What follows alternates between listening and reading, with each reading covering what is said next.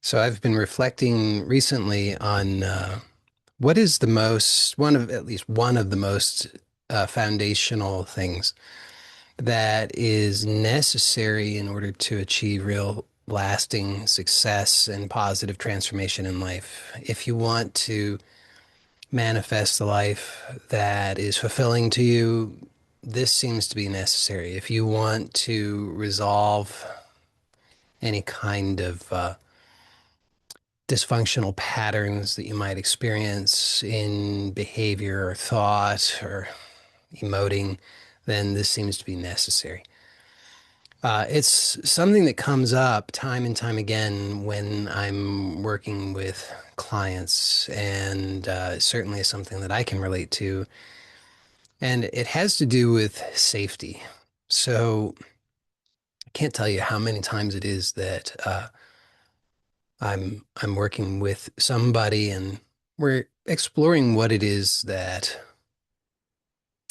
they really want. And in that process of exploring what they really want, this idea of safety comes up. And also in the process of exploring what it is that interferes with achieving what a person wants, uh, I approach that oftentimes through the lens of there's a part of the person in this case I'll say you who is choosing the resistance to whatever it is that you want. So you want something, whatever that might be in your life. You want more money, you want better health, you want better relationships, and consciously that's what you want. But it's as though there's a part of you that's choosing otherwise. And so I approach it through that lens. And when I'm exploring that with people, uh, when we explore what is that positive intention of that part that's choosing whatever it is you don't want, time and time again, safety comes up. So safety seems to be really, really important. And I've been, as I said, reflecting on this, and I've found that this is true in my own experience as well. And so I'd like to explore this topic today because I think it's really foundational. I think that it's really essential. And I think that with this topic, when we explore this together today, that you can use this knowledge and insights that you gain from this and apply this in your life to experience real positive transformation. Uh, so, and I'll say that I think if already you can, uh, if you're already kind of having the sense of yes, this is what I'm wanting, um, then just notice that you've probably been searching for this for a long time, probably for your whole life in some way or another. You've been looking for safety, you've been looking for security, and probably you've never really found it, not in any lasting way. You might get little moments of something, usually probably relief, but that's not the same as what you're really looking for, because what you're really looking for is something that is lasting, something that you can rely on, something that's dependable, something that doesn't just, it's not fleeting. It doesn't just leave you overnight or in the space of minutes or because somebody gives you a particular look or because you have a thought about something that might not go well or some way you might have screwed something up or whatever it might be. You actually want to have a sense of safety that is really stable and lasting, and that's not dependent upon the outer circumstances or conditions, or even the inner conditions, right? I mean, even if there's this internal storm brewing, because sometimes there are, these kind of weather conditions of emotional uh, things that are occurring. You've been emotionally triggered. Something's happened. You feel this emotional charge. So it's like this storm system. There's a weather system that's taking place internally, and you want to have real safety and security that is really independent of that as well, so that you're not feeling insecure just because you're having some emotion, just because you're experiencing some sensation. And so that's what I'd like to explore because as I said, I've been reflecting on this, and I think, uh, as I've said, this topic comes up so frequently when working with clients, and when I've looked at my own life, I see that this is also really foundational for me as well. So, I'd like to briefly relate to you how I've connected this for myself, how I've experienced transformation with this, because this is where the fundamental insight that I'm going to share with you comes from. So it's not that understanding my story is particularly important for you to be able to have the insight, but I think that it might be useful for you to be able to relate to my story and understand that I'm sharing something with you that actually I really truly know from my own experience. So this is not just something I read in a book or something like that. This is from actual lived experience. I'll try to make it somewhat brief, but as many of you know, and some of you might not know, so I'll give you briefly some background on my story. I uh, began to notice pretty significant anxiety in my life at a relatively early age. I can't really tell you exactly when that started because I can't really remember a time when it wasn't there. But I know I can say that by the time I was in like sixth grade, maybe seventh grade, it really had ratcheted up to a point where I was indulging in various kinds of OCD rituals, trying to manage the feelings that I was having and the anxious thoughts. And so I'd started to develop rules and rituals for things that really made no rational sense, at least not on the surface. I felt that I had to do things in certain numbers of repetitions, and if I didn't do that, then something vaguely bad was going to happen. Uh, and part of this was connected to, or at least I connected it to, becoming very self-conscious of my appearance, my physical appearance, as a boy who was either entering into puberty or approaching puberty. I started to become aware of my physical body, and I had breasts that didn't seem to fit the what I believed I was supposed to look like. And so I felt very insecure and uncomfortable about that. And so a lot of the anxiety and rituals were around that.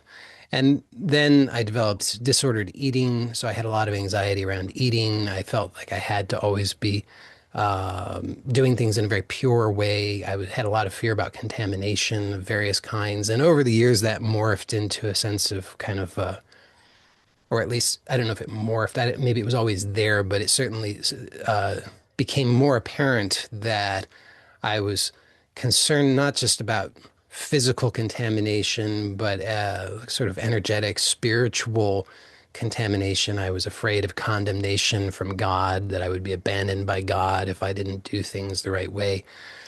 I would spend uh, I would spend a long time every day in prayer because I was trying to push off the bad feelings, the anxious thoughts, and the fear of being abandoned if I did the wrong thing, or rather, if I didn't do the right thing. I felt like I had to get to the just right feeling, but I could never really get to that just right feeling, or at least not for long enough. It would be maybe I could get to it for half a second, but then I felt like it's gone. I have to do this again. So this continued in my life until and there were a lot of other things that came out of that, a lot of other manifestations of that, of suffering of various kinds that really touched on every area of my life, certainly in my relationships.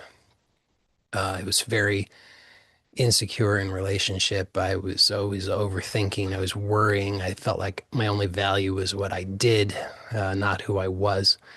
I was certain that when people got to know the real me, they would certainly abandon me. I was terrified to express my actual wants and desires for fear of abandonment or rejection. And I had uh, all kinds of variations on disordered eating, compulsive exercise, fasting, uh, all kinds of things until I was about 32 years old. And as many of you have heard my story before, I got bitten by a tick and I developed all the sort of classic acute symptoms of Lyme disease. I had the bullseye rash and migrating swelling and joint pain that lasted for a couple of months. Um, and after that, I never seemed to get better. I had thought I would just recover, but I never really got better. I mean, the early symptoms abated, but then I had other symptoms that grew in intensity to the point where I was so fatigued, and this went on for about 2 years. I really thought I was going to die. Whether or not I was really on death's doorstep, I don't have a way of knowing for sure, but it seemed pretty dire.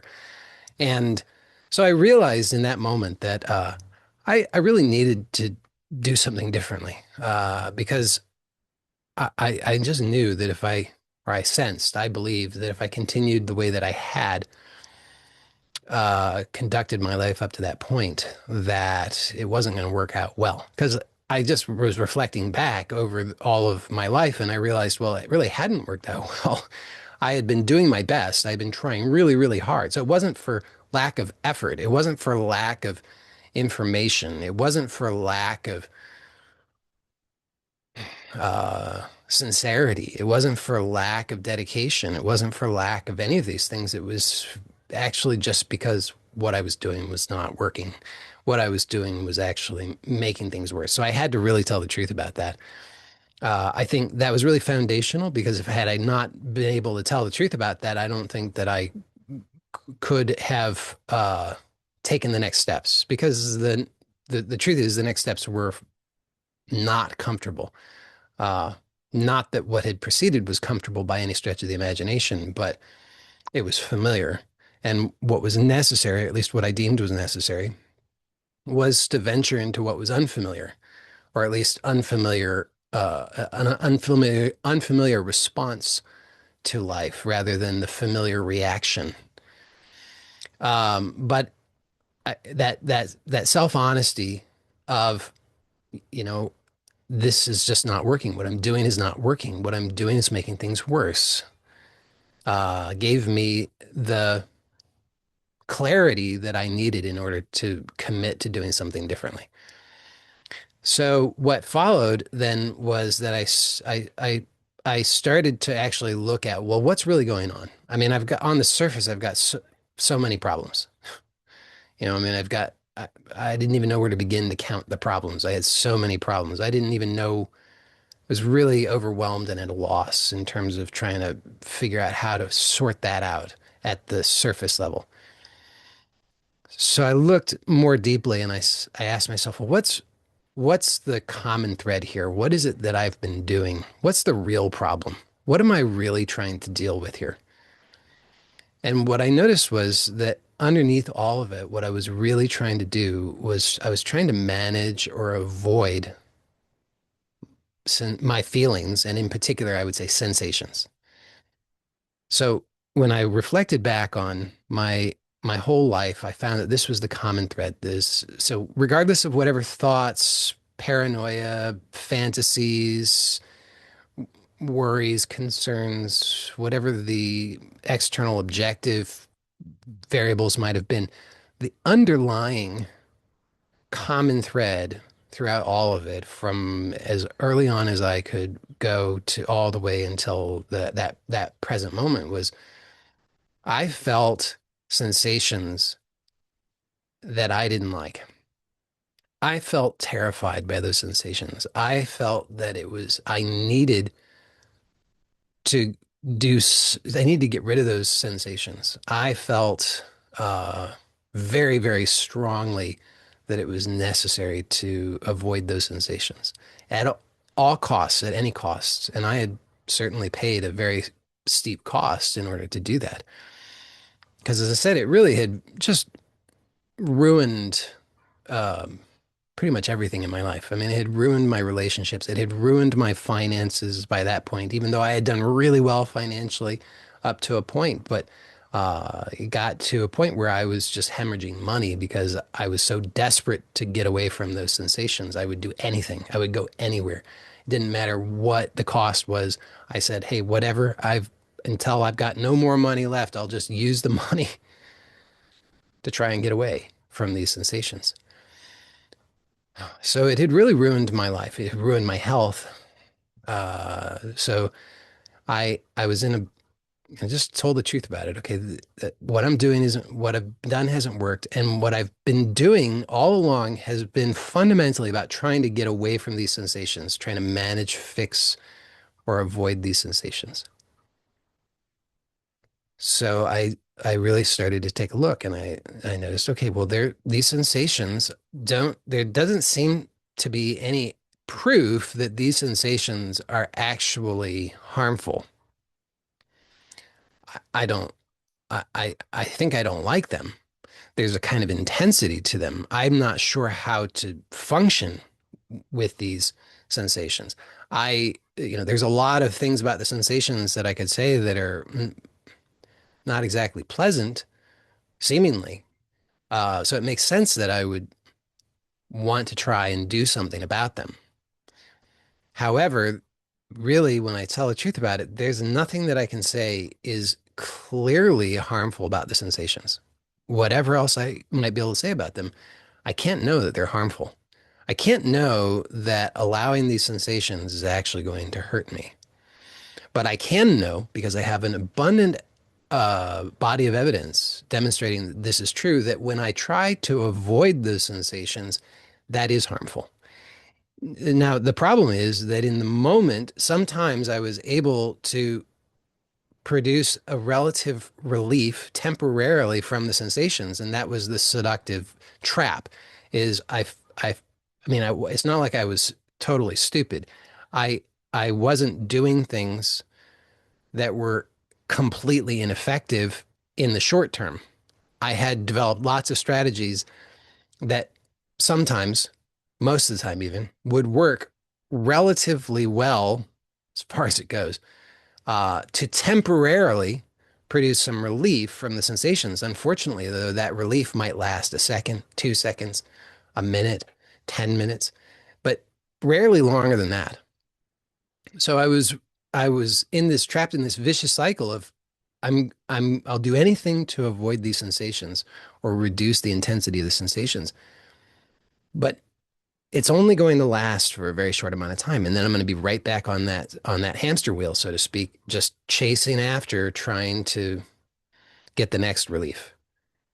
And so I knew then it was pretty clear that the old way, even though it could produce temporary relief, overall, in the bigger picture, if I expanded my vision beyond the immediacy of I'm freaking out because I have some sensations that I don't know what to do with, and I expand that vision to, an hour, 5 hours a day, a week, a month, a year, I start to realize, whoa, it's very, very foolish for me to continue to indulge the old way, even though there's a very strong compulsion to do so, even though there are parts of me that are screaming, do something now. The bigger picture truth is doing something in the way that I've done historically only results in disaster. So with that clarity, and again, like I said, it wasn't easy. I mean, because that didn't fix anything for me. I just, in some ways, it almost seemed worse because now that, okay, I'm damned if I do and damned if I don't. It's like I got nowhere to go now. I know that if I just keep doing the same thing, I'm going to end up in an early grave, but I don't have something better to do. So I investigated more. I mean, so I was like, okay, I don't know if there has to be something, but if there's any hope here, uh, then it's going to be found through continued patient investigation of the reality of what's happening, not through reactivity. So as difficult as it was, I just continued to investigate what's actually happening. So I started to notice, well, these sensations aren't really, as I already pointed out, they're not actually obviously harmful. They're just intense. I don't know what to do with them. I don't know how to function with them. So there's that. I mean, it's challenging for sure. Uh, but but they're not obviously directly harmful. So why am I reacting as though they are? Why am I reacting in this way? Why am I panicking? Why am I freaking out? Why am I why why do I why will why am I have I historically been willing to do just about anything to try and avoid these feelings when the feelings themselves are not clearly harmful? I mean, even more interesting is there I actually have examples of intense sensations that I've sought out because I thought they were pleasurable. There are certain intense sensations that I sought out uh, through using psychedelics, through pranayama, through fasting, through sex, that I thought, well, these are pleasurable. They're intense and pleasurable. But there wasn't anything inherently uh, pleasurable about those sensations and inherently unpleasurable about the sensations that I had determined I needed to avoid at all costs. So it wasn't the sensations themselves, but it was what I associated those sensations with. So those sensations that I would do anything to avoid, I really peered beneath the surface, and what I had associated with those sensations was something bad's going to happen. I'm going to be harmed. I'm going to be destroyed. I'm going to be tortured. I'm going to be tormented. Something terrible is going to happen. That's the association. I had no way of knowing that that was true. I couldn't possibly know that those sensations meant that, but that was the association that I had. And when I looked, and I didn't have the language for this at that time, I couldn't have told you this at that time, but looking back on it now, what I would say is that what I found underneath all of it was this profound insecurity. I mean, think about it. I mean, it's a sense of powerlessness, being a victim that says somehow I'm a victim of life. Bad things happen. I'm going to be harmed. I'm going to be tormented. I'm going to be tortured. And my only hope, my only power is to be pure, to be perfect, to be pleasing, to follow the rules, even if those rules are completely arbitrary and made up by me, which they often were. But it gave me a sense of some kind of control. So I was trying to manage these sensations because the sensations were associated with a sense of insecurity, a sense of victimization, a sense of powerlessness. Could say a sense of separation. And I had been desperately trying to manage that and fix that through ways that were never going to work. In fact, ways that were only fueling that. It was a vicious cycle because the more that I would indulge the compulsions, the more it would reinforce that really fundamentally I am powerless. The only thing I can do is these desperate things that make no sense whatsoever rationally. I mean, I knew they made no sense rationally. I was perfectly aware that my behavior and thoughts were crazy, but I just didn't know what else to do because I had never taken the time to actually investigate what am I actually experiencing. So when I finally saw this, then I realized, well, if there's a remedy for this, it seems like that remedy has to be kind of to go in the opposite direction of what I've done. Kind of makes sense, right? I mean, if what I've done gives bad results, but I think that time and time again, I've thought if I do this, it will give me good results, but it always gives bad results. Then it seems plausible that doing the opposite, in a sense, even though doing the opposite seems like it would give bad results, might give good results. So what would that mean? Well, that would mean instead of trying to avoid these feelings, instead of trying to avoid the sensations, it would mean to welcome them. So that's great. But the problem is I didn't know how to do that. I mean, it made sense sort of logically. I and it wasn't an entirely new idea to me. It wasn't even an entirely new experience to me because I had had some experience of that uh, years prior through experiences that I had with Gangaji and a student of hers. But the problem was that I didn't know how to integrate that into my life, and so after that, actually, things became way. That was way when things became even worse in my life because now I freaked out even more. So I had some direct knowledge of welcoming and the power of welcoming, but I didn't really know on a practical level, on a day-to-day level, how to integrate that in a way that would be functional in my life. Because as I said, the experience that I had with that previously actually had been overwhelming to me, and I'd freaked out. So again, though, I knew that I I I couldn't, if I continued the way that I had been operating in my life, it was going to go badly. That was really clear because it had always gone badly. So I knew that if I kept doing that, it was just going to end up worse, and I could not afford for things to be worse. I just couldn't imagine. So because of that, I just knew, okay, even though I feel a lot of feelings that I don't know what to do with, even though I don't have any great ideas or epiphanies, even though I feel a bit confused and lost. I got to stay with this. I've got to stay with this. I've got to figure out a new way because the old way clearly isn't going to work. So I just looked deeper at the insights that I had. And these were not just intellectual insights, these were direct realizations from investigating my actual experience.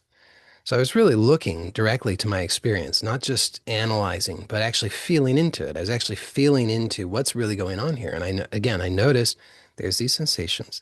These sensations are fundamentally neutral. I mean, as far as I know, I can't find any evidence that they actually mean anything in particular, but I have associated these sensations with the thought that something bad is going to happen, that I'm powerless.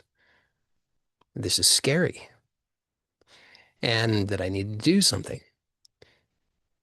But I don't know that any of that is true. That's just what I've associated. These are just the thoughts I've associated with these sensations. And deeper than that, fundamentally, this is all based on this really uh, foundational perception of insecurity. Like I'm insecure. I don't have what I need. I'm not safe. And all my life, I've been chasing for that, but I've never actually gotten it. I've gotten things that I settled for, things that were in the same ballpark, things that were similar, but never actually what I was really looking for. And again, what I was looking for was reliable, dependable, unconditional safety. Now, I didn't know it then, but it's clear now that it was also, I was looking for internal safety, but all along I'd been looking for some kind of external safety. I'd been looking for some kind of external validation, some external reassurance, which is I couldn't find. It never seemed to really be available.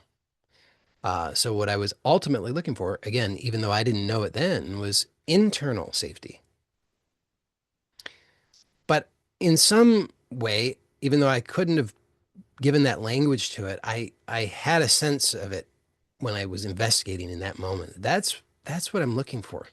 I started to realize okay, yes, I've been chasing after all these things, looking for this external validation, external confirmation, external proof that I'm okay, that I'm safe.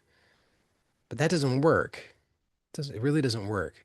So I started to then investigate, well, what is this sense of insecurity? What does it really consist of? I mean, how do I know that I'm insecure? How do I know that I need something? How do I know that I'm missing something? How do I know that I need reassurance? And what I found, not surprisingly, was that's also a sensation. And that sensation doesn't mean what I thought it meant, or at least I couldn't know that it meant that. I had no way of knowing. It was just an associated thought. The thought gave uh, I gave meaning to that sensation with the thoughts, but the sensation itself is just a sensation.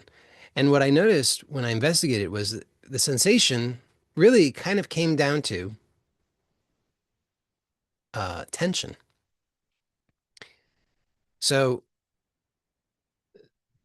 I would become triggered by something, a thought, something I would see, something I would smell, something I would hear, something I would feel, whatever it might be. I would become triggered. And what I noticed was there was tension, reflexive, reactive tension.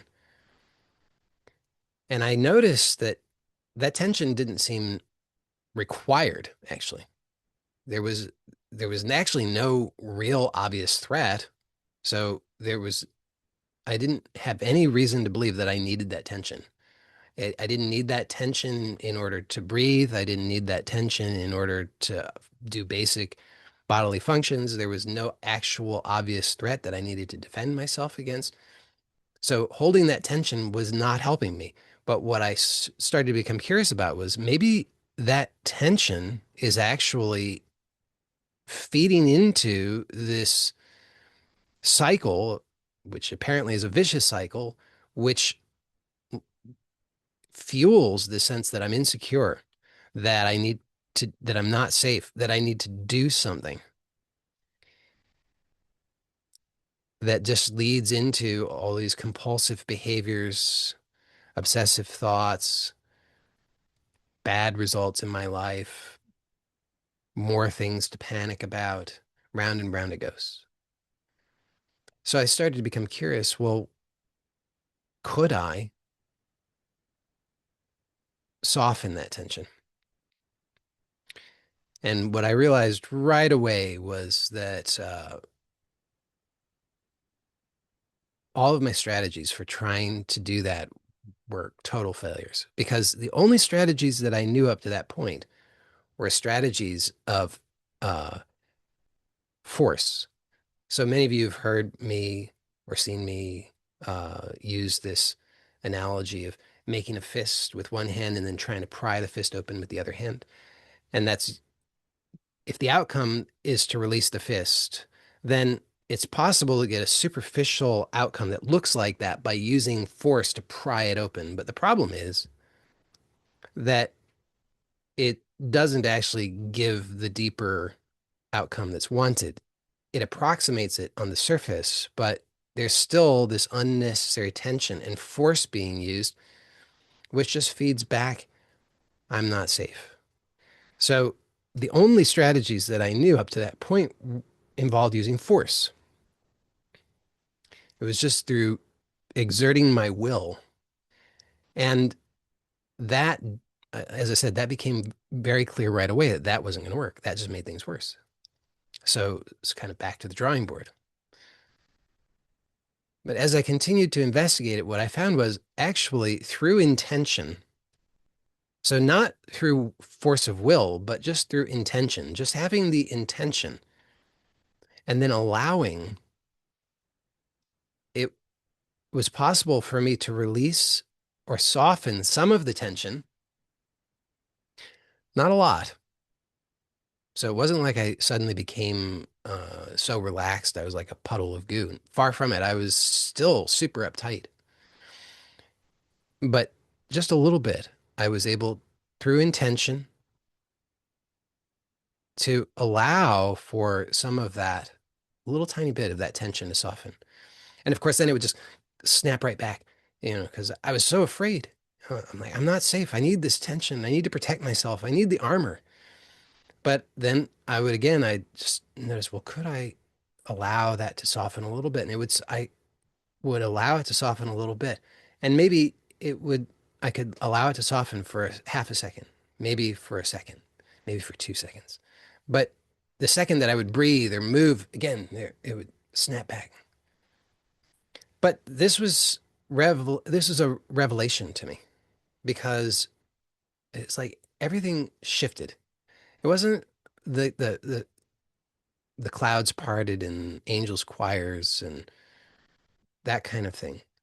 But in a very subtle way, there was this shift because deep down inside, then I knew because I had the direct experience that there is another way. And that this other way actually allows me to access something that I had never experienced before in my life. And I would call that safety. Now, as I said, at first, it's so small. It was just the tiniest glimmer. So it wasn't like if you'd said, Joey, are you safe? I would, no, I don't think so. But but somehow there was some knowing of there's some safety, there's real safety here. And so I kept exploring this over and over and over and over and over and over and over. And it really has been the foundation that's changed everything in my life. Because even though I am not the most relaxed person, and this is like 14 years that I've been really sincerely working with this discovery, I'm still not the most relaxed person. I'm probably not even in the upper 50th percentile. But the knowledge, the experience is what is transformative because now I know what I've been looking for all along. It's here.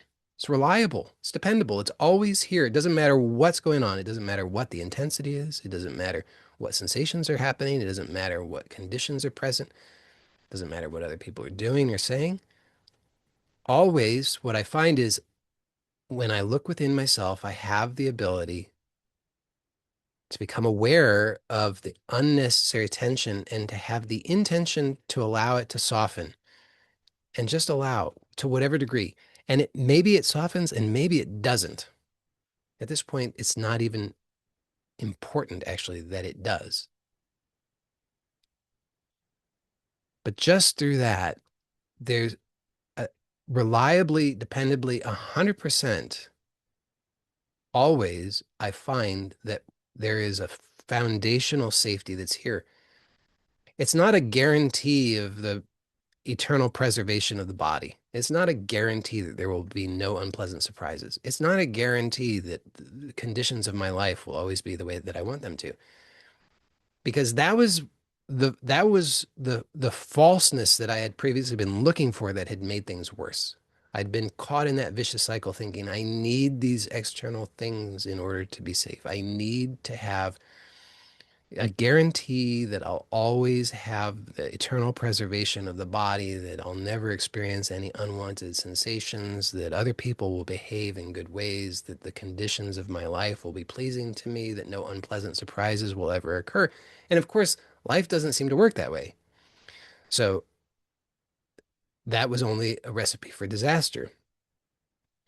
But this new way is the revelation of internal safety, which is unconditional, which is, like I said, is a total revelation because it's not at all what I thought I needed. It's not at all that. It's so radically different. It doesn't depend on any of those things. It doesn't depend on any particular states. That's why I said it doesn't even depend upon the level of tension. It just so happens that I learned to access it through that exploration. But the underlying revelation is not one of, oh, if once I'm totally relaxed, then I'm safe. It's the safety is actually here, that it's always here underneath everything, regardless of the circumstances and conditions. So now that provided me with a foundation to begin to explore life in a totally new way. So I had lots and lots of opportunities for exploring in this way because I had lots and lots of problems. And it was not always easy. It's still not always easy. But this discovery of internal unconditional safety for me has, as they say, it's a game changer. Without that, I really don't think that anything else would have been possible. I don't think that the kind of healing and blessings that I've experienced in my life, uh, I don't think that I could have received that without this foundation of internal unconditional safety. So I think that it's really, really important. Is that important for everybody? I think so. But you would have to be the ultimate judge of that for yourself. I think in particular, though, if you happen to be somebody who can relate to a sense of insecurity, if you feel insecure in your life, if you feel afraid, if you feel anxious, if you feel worried, if you are concerned that other people need to behave in certain ways or need you or desire you or approve of you in order for you to be safe, if you believe that you need a certain material possessions or a certain number in your bank account, and without that, that you are insecure. Um, if you feel like you need to avoid certain sensations, feelings, emotions in order to be safe, if you can relate to any of that, then I'm let's say 99 plus percent confident that learning to access internal unconditional safety is probably the the foundational piece, without which the rest of it is probably very difficult, if not impossible. Uh, so I've suggested a way that I approached it that has been helpful for me, and some of you will recognize that process as what I've described as the active relaxation method. So I'm not going to go into detail on that here, but if you've heard me explain the active relaxation method, you might recognize that in what I described. So so that's one way, one approach that can be very effective. Uh, Breath awareness is also another method that can be very useful, and many of you have heard me talk about uh, the benefits of breath awareness and advocate for breath awareness many times. So that should probably not come as a surprise to you. And the key here, though, is that with these methods, it's not about doing them mechanically, but it's about the fact that they direct your attention to your actual experience, to the more direct experience. So you're not analyzing, judging, thinking, calculating, scheming, planning, but you're actually just with what's actually happening, being aware of what's actually happening and welcoming and allowing what's actually happening rather than trying to react and suppress or avoid or control or manage. And uh, so I think these approaches can be very effective for anybody who is interested in a more detailed, guided explanation of how to work with breath awareness. In particular, I do have a free breath awareness course. It's called the self awareness course. And that's available at my website at joeylott.com/SA, the letter S, the letter A. And I'll put the link to that in the description on YouTube. Uh, so I really recommend that for anybody who wants some additional support or guidance with that, because I think that you'll find that very helpful, at least as a starting point, and maybe that's all you really need. Um, I will say that along the way that I've discovered other things that have also been helpful and supportive.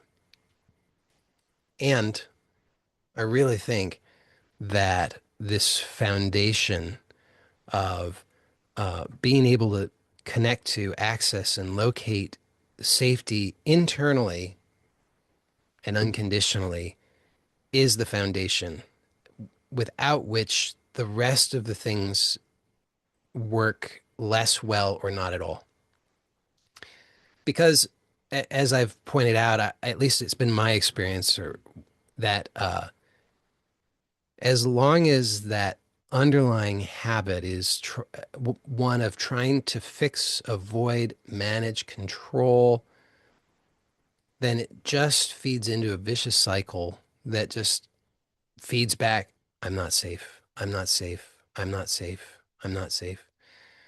And it's not just a thought, because the thoughts are not all that important, at least not by themselves, but it's the thought coupled with the feeling.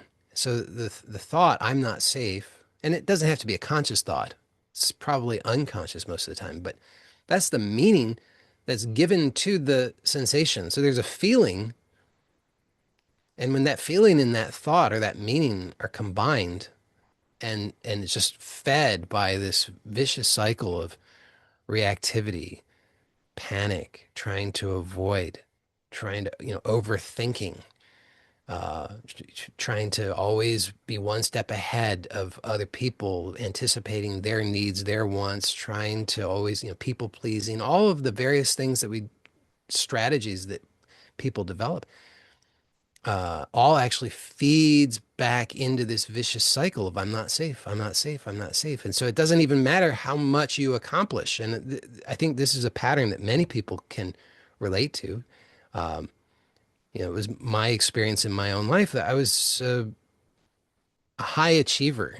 I mean, I, I, I wrote, I don't even know how many books. I mean, I worked as a web developer, and I, I, I, I don't know how many books I wrote. A lot of books. I was speaking at conferences. I owned my own business. Was bringing in huge amounts of money, working for all kinds of big name clients. So on the surface, I I had all these things, and I had friends, and I had I had I was practicing yoga every day. I could do all the things. I was very accomplished on the surface, but all of that was fueled by I'm not enough. I'm not safe. I'm not secure. I need to constantly be doing these things, achieving these things, striving to get that security that I never seem to be able to get. It's always out of reach, no matter what I do, no matter how much I accomplish. It's never enough. So I think, as I say, I think a lot of people can probably relate to that, that, you probably do it a lot. You probably have accomplished a lot. You probably have worked really, really, really hard. You push yourself. And, I would say, even if you've pushed yourself into burnout, you probably accomplish more in burnout than most other people do when they're not burned out. And that's the level of intensity, of striving, of desperation.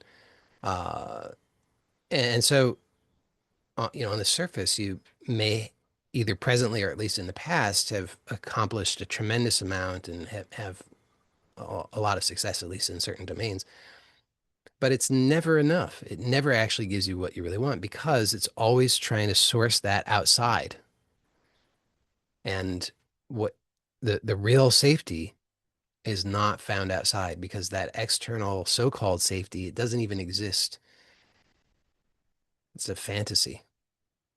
And but it just keeps people stuck in this vicious cycle of I just need to try harder. If I just try harder, if I can be perfect, if I get more money, more friends, if I get, if I can have better health markers, if I can, prove that my biological age is 10 years less than my chronological age and all this nonsense. I mean, sorry to call it that, but if you tell the truth, if you're this sort of person, at least, actually, it just adds fuel to the fire because the more that you accomplish and you still end up fundamentally insecure, uh, then that desperation grows, the sense of, what do I need to do? Is it even possible? Is life just suffering? Is life just like this? Is there no end to it? And what I've personally found is that the end is by is is by shifting the attention to the inner rather than keeping it on the outer, and becoming aware of how it is that one produces that suffering, how one has been in the habit of fueling that vicious cycle. And then through intention, not through force, because force doesn't work, but through intention, through willingness, through allowing, through welcoming, to start to allow for that shift to take place. And it involves feeling vulnerable, feeling uh, really coming face to face, as it were, with the sense of powerlessness, of vulnerability. Uh, you could lose it all. You could be abandoned. It could be hopeless. You could be weak. It could be. But instead of trying to run from it in hopes of gaining something outside that will never actually satisfy you, from what I've discovered, the only thing that actually works is to flip that on its head, but in a very, very gentle, compassionate, loving way, not through force. And this is where I think a lot of people, even if they have an insight regarding this, a lot of people I think get stuck because they're still trying to use force, and force doesn't work.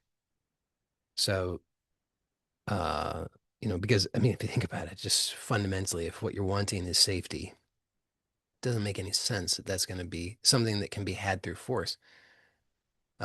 Because no matter how much you can achieve through force, no matter how much you can defend and protect, what about when you need to rest? What about when you need to sleep? What about when you have a day that you just can't keep it up? And so at some point, and we all deep down know that this is true. At some point, you can't keep up that same insane, impossible pace. And that's what we're really terrified of. That's what I was terrified of, and I think it's what a lot of people are terrified of is, and then what? And instead of actually finding out what we are conditioned to do, what society teaches us to do, because the only thing society knows is just try harder, push more, have more money, have a bigger house, have more friends,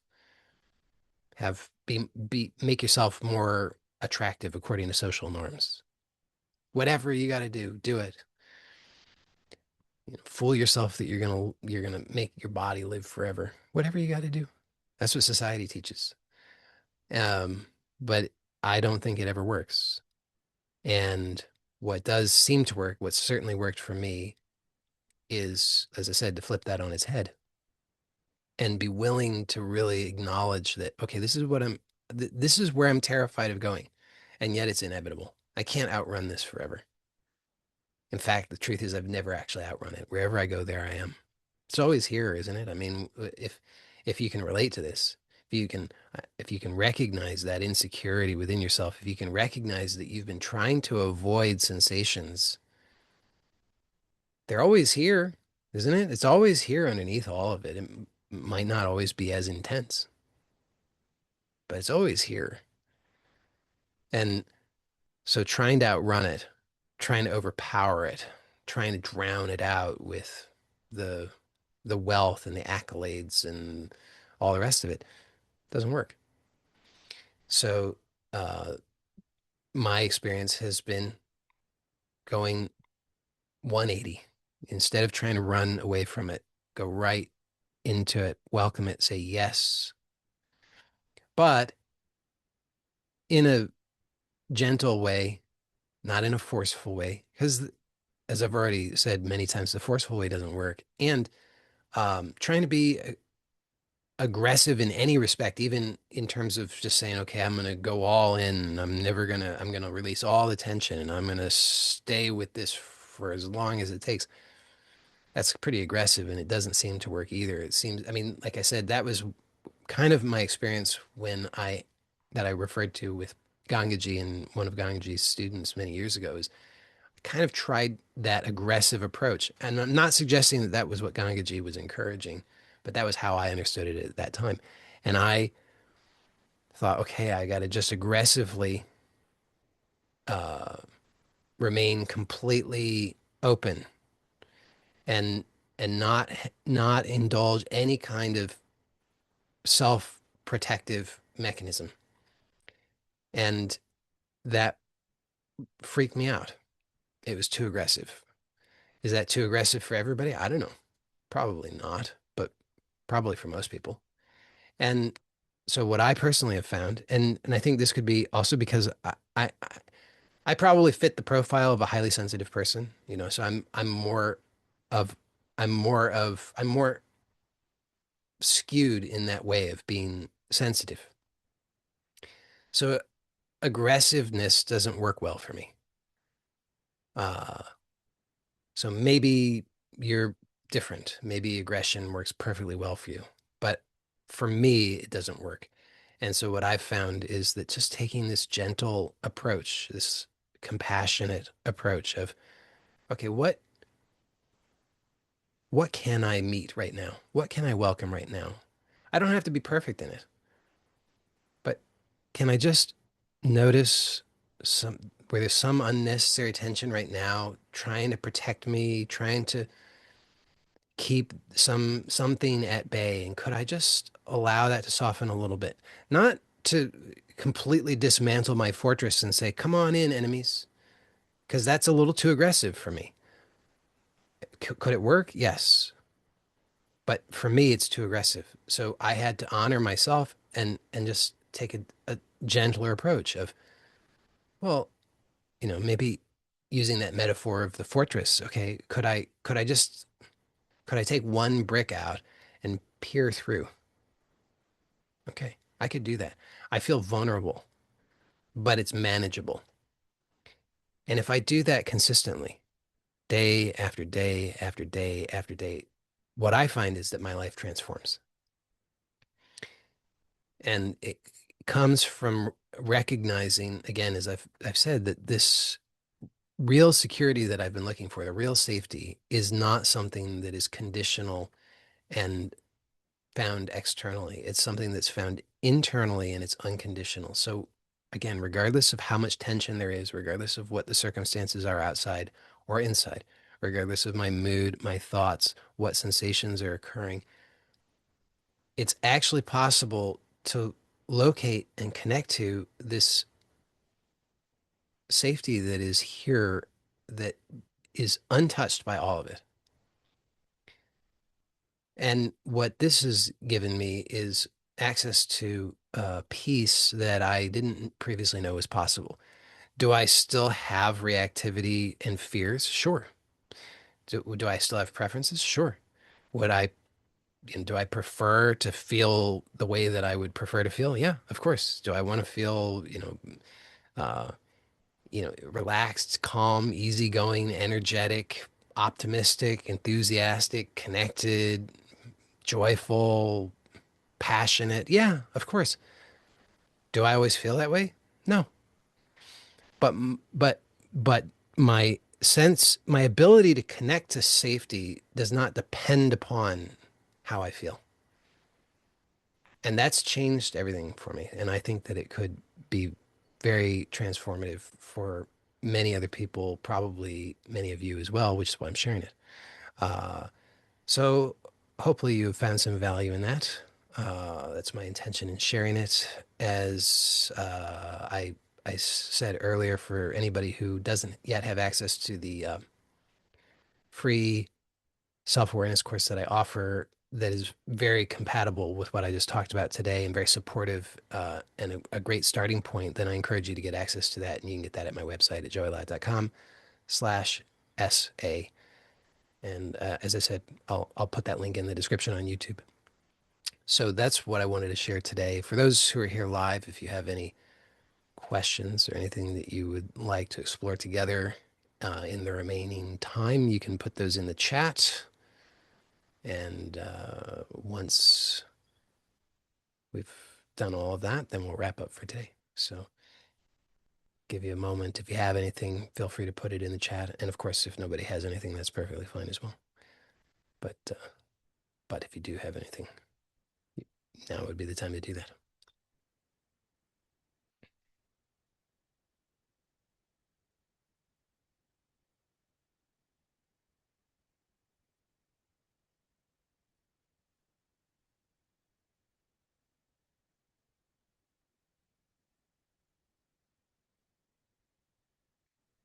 So somebody says, how does stress protect me? Well, the way the way that I uh,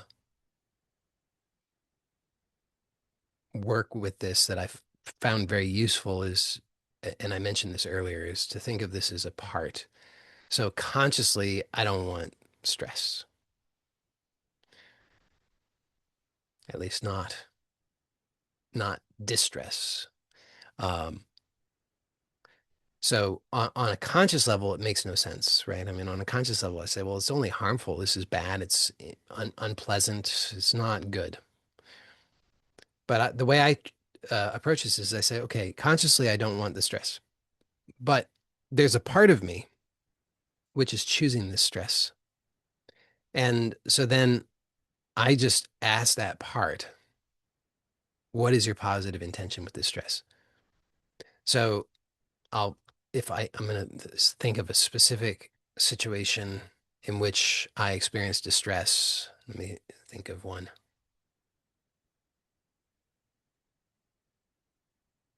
Okay. So, I,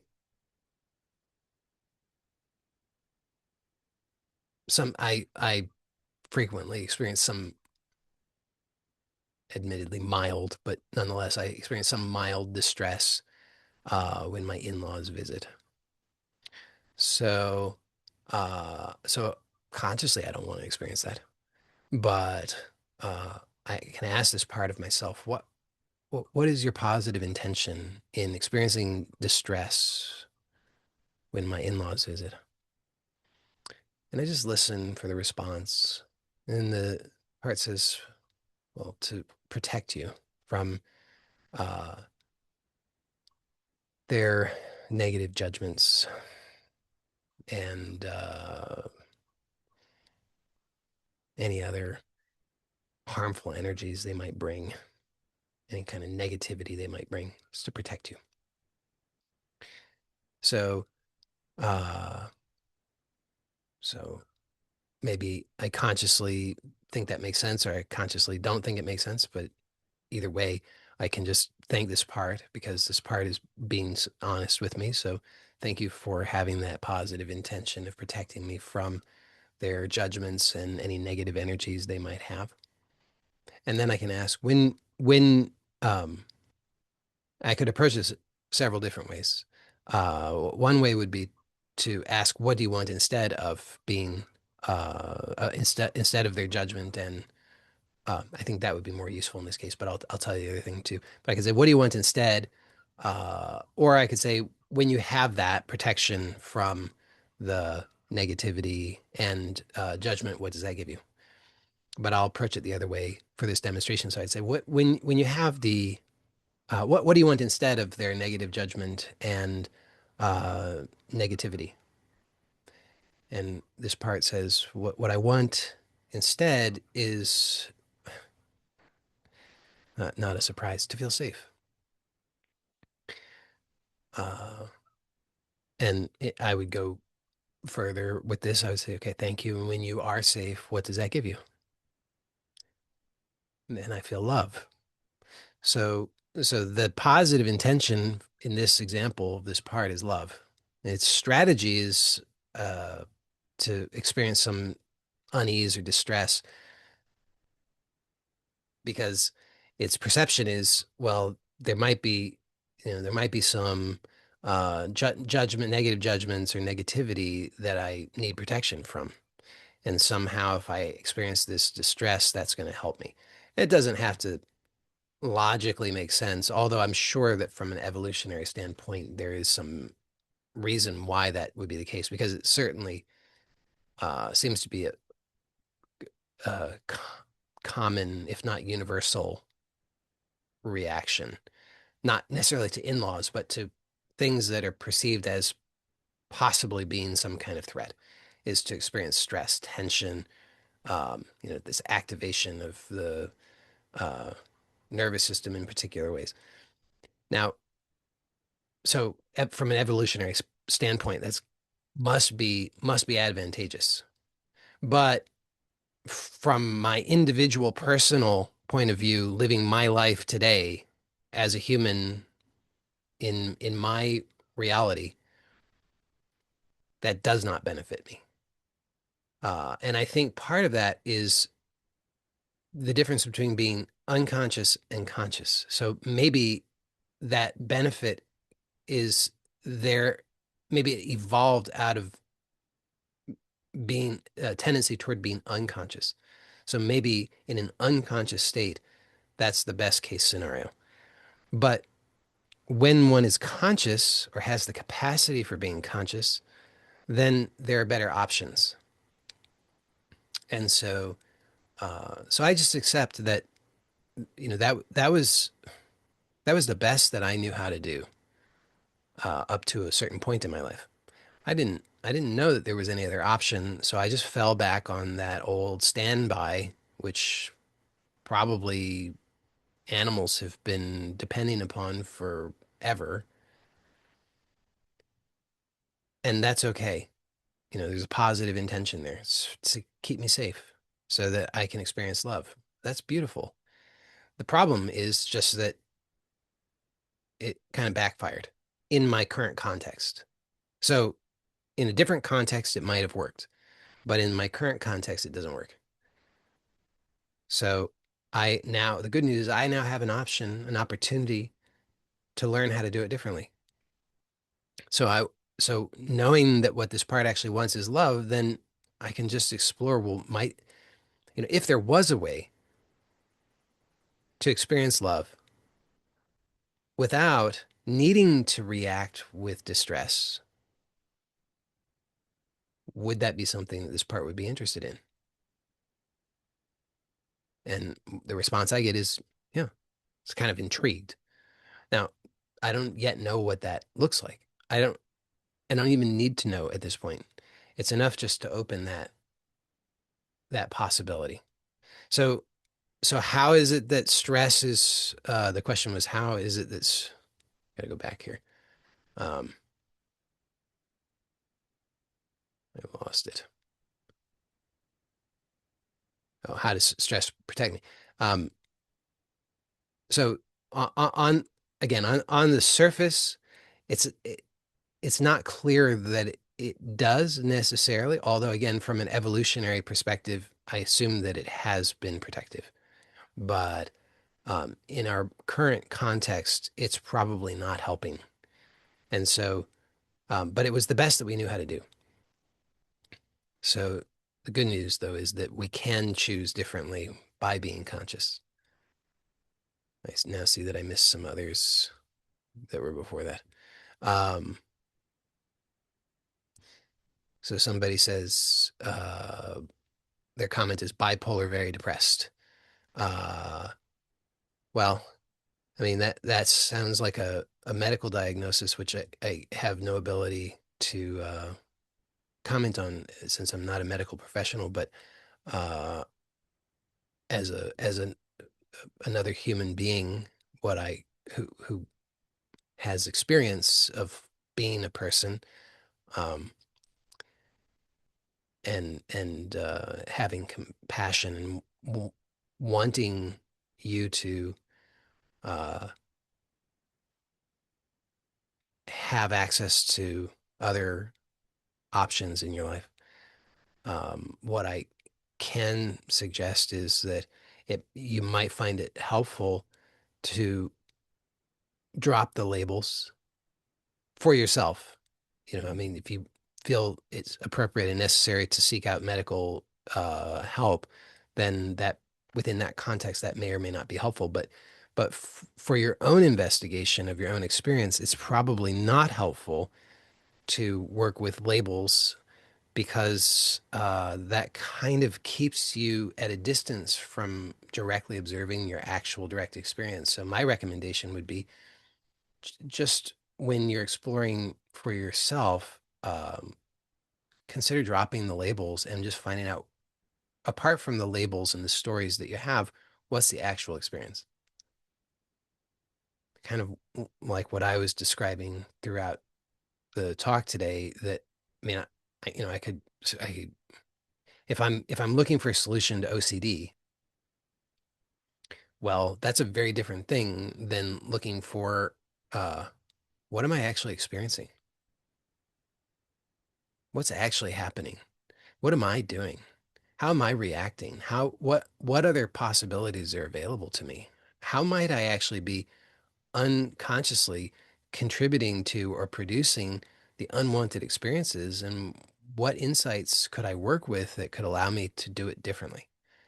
So that's a very different inquiry than starting with a diagnosis or a label and trying to find a solution to that, because that's a medical problem, and unless you're a medical professional, you're not equipped to solve a medical problem on your own. But I mean, the good news is, I think it's good news, is that nobody else has the ability to do what you alone can do, which is to actually investigate your own experience. And your own experience doesn't have labels. Your own experience is so immediate and direct that by the time you put a label on it, you're you're already lost. So just bring it back to, what am I actually experiencing? What's actually happening directly? Somebody says, what is the significance of the gap/pause between the breaths? So the so and this is in reference to the breath awareness course. So the the point is just that, in if you observe your breath, then you'll notice that the breath consists of four phases. So there's a cycle that repeats indefinitely, and that cycle has four phases, and the four phases uh, are in the same sequence over and over and over and over. So there's inhalation, and then there's a transition between the inhalation and the exhalation. Now, that transition commonly is very brief, so brief that it's almost imperceptible uh, in most cases, but it's there nonetheless. So there's that, and then there's exhalation, and then there's the transition between exhalation and inhalation. And again, for most people, that's a uh, very brief transition, may be imperceptible in most cases, but it's there nonetheless. At least you can acknowledge that, at least theoretically, But in practice, you can start to also observe it.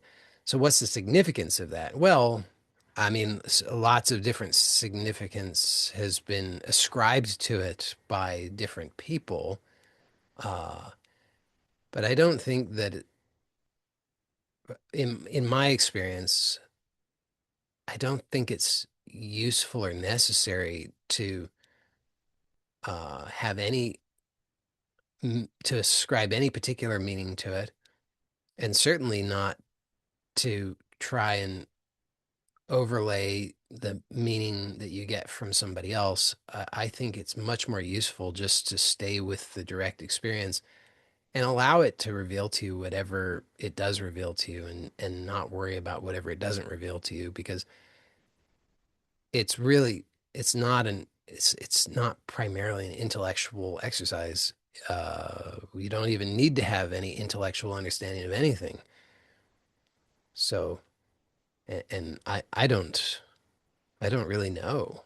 I mean, I could, I could suggest some things, and in those suggestions, you might find some relative value. I mean, you might be entertained. It might uh, temporarily satisfy intellectual curiosity or something like that. But I think that the for it to really for you to get the maximum value from the exploration, my recommendation is don't even think about it purposefully. I mean, if the thoughts come up, it's fine, but there's don't purposefully try and solve that riddle, because I don't think there's a particular value in doing that.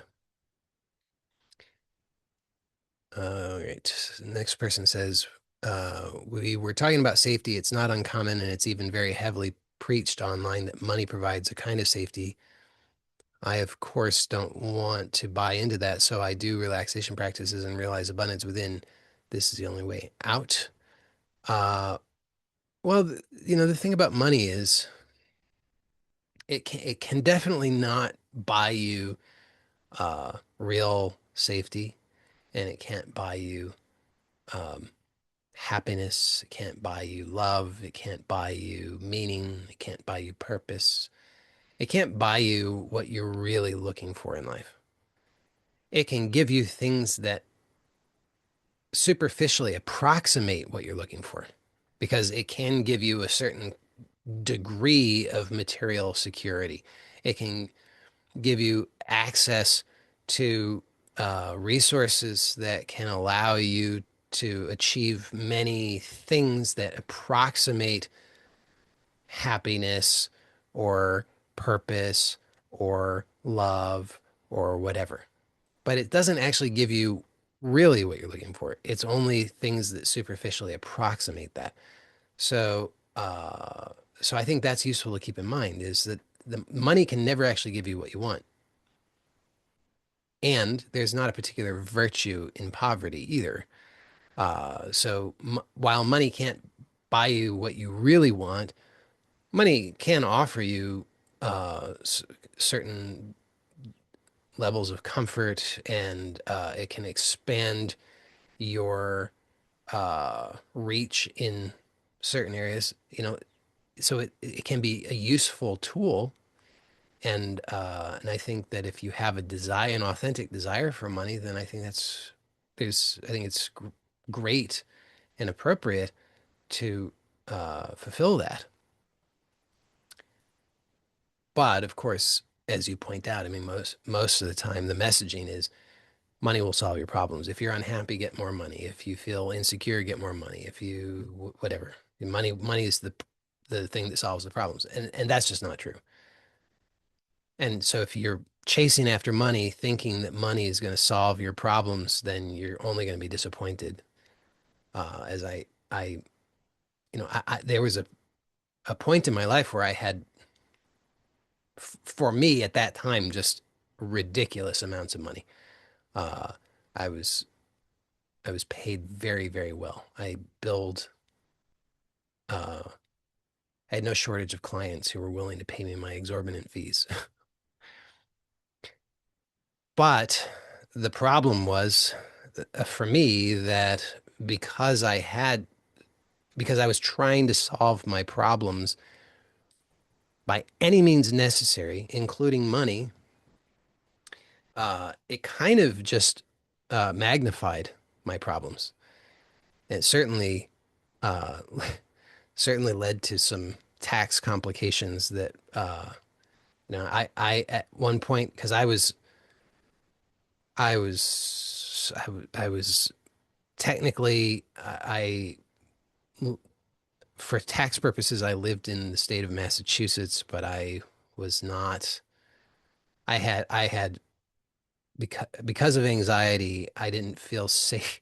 I didn't feel safe living in the place that I rented in Massachusetts, so I lived somewhere else.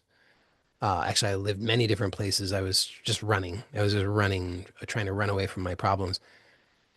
And I didn't, this just led to some tax complications that I didn't even find out about until years later when the Commonwealth of Massachusetts finally caught up with me and informed me that according to them, I owed them a lot of money. But by that time, I had I had blown through all the money. I had no money. I'd blown through all of it. So I just explained to them, well, I don't have any money. So, and they said, well, we don't care if you don't have any money. You still owe us the money. So, it led to some long lasting complications, which, but, I've taken care of that now. But, um, so just having money is not necessarily the solution. It can magnify the problem. I mean, but again, there's no virtue in poverty. So, I certainly don't find poverty virtuous. I prefer to have reasonable comfort. I don't need a lot. I don't live exorbitantly, but I do prefer to have the comfort of having reasonable material, uh, being able to meet my material needs with reasonable ease and convenience, which money can offer. Money allows me to do the things that I do to bring these messages and publish them on the internet. I mean, it's not free. I've got, a lot of different subscriptions to this, that, and the other in order to be able to do this and, uh, paying for assistance and all kinds of things. So there's, money can help. I mean, uh, so I think there's a middle ground. And I think that that's partially about having real self-honesty about what you really want and then being willing to let go of anything and everything that interferes with that. So if you want money, be clear about how much money do you want? Really, I mean, not just because that's what your conditioning says, not just because that's what you feel like you need in order to not feel afraid, but I mean, how much, genuinely, and then notice what interferes with you having that. I mean, what internal obstacles do you have in terms of beliefs, resistance, fear, anger, whatever, and resentments? There's a lot of things that can come up, and then to process through those, to free yourself, so that you're not chasing after money because you think money is going to solve your problems, but neither are you keeping yourself in an unnecessary impoverished state because of inner obstacles. So there's, I think, a balance to be found there. But certainly, the realizing abundance within is the foundation of that, which is kind of what I just described. I mean, if it because if as long as you think I need money in order to be okay, then you're coming from inner poverty. Uh, because then internally you feel insecure and you think, oh no, I don't have enough. When you have internal abundance, I have enough, regardless of how much I have on the outside, regardless of how much money. When you come from that and the clarity of what you want on the outside, then you allow for yourself to experience that. You allow for yourself to have the clarity of what actions are authentically aligned for you that allow you to achieve that, which people you uh, want to be in contact with and associate with, and that are aligned with that goal and so forth. That all starts to flow naturally from that clarity and from that inner abundance. Somebody says, am I not fooling myself in a way when I say everything is okay, calm down, don't stress? When I use the ask framework or active relaxation, using both processes are great in the moment, but this not safe feeling seems to come back up later. It doesn't stay 24/7. Yeah, it's not going to stay 24/7. Uh, because the because because it's from what you write, you're still referencing a feeling or a state, which is natural. I mean, I get it. I still do that. Everybody does that, except for enlightened, level 27 enlightened saints. But the rest of us, mere mortals, we still have conditioning and reactivity and so forth. So that's normal that we're going to have feelings, reactions that come up. We're going to be triggered by things. So, but the a key to success that I've found is to not make safety, true safety, dependent upon the feeling. So when so part of the ask framework, active relaxation, is to start to part of it is to allow yourself to whatever degree you can to actually experience more calm and relaxation in the moment, which is nice. Who wouldn't like that? I mean, it's great. But that's only part of it. The other part of it is uh, to start to be able to have discernment to recognize the difference between the state or feeling on the one hand, and on the other hand, true internal unconditional safety. At first, they're tightly coupled. We think I need to be relaxed, I need to be calm, I need to have certain circumstances internally and externally in order to know that I have safety. But obviously, that's not really what you want because, as I said, things happen in life. I mean, you're going to experience things that you did not expect, and some of those things you're going to have an unconscious, uh, negative, fearful reaction to. I mean, if you think that's not going to happen, you're going to be disappointed because that just seems to be how it goes. It's like you're going through life, and no matter how good things seem to be, at some point something's going to happen. You're like, I didn't see that coming at all, and boy, I don't like it. I feel afraid. So, if so, if you accept that that's true, if that jibes with your experience, if you can acknowledge that, well, yeah, it seems like in my life I've never been able to guard perfectly against unwanted surprises, then you can probably accept that probably in the future there are going to be some unwanted surprises, unpleasant surprises. Well, therefore, if you think, well, the only way that I can experience or recognize or live from true safety is to never be unpleasantly surprised, to always feel calm and relaxed, to always have calm, peaceful thoughts.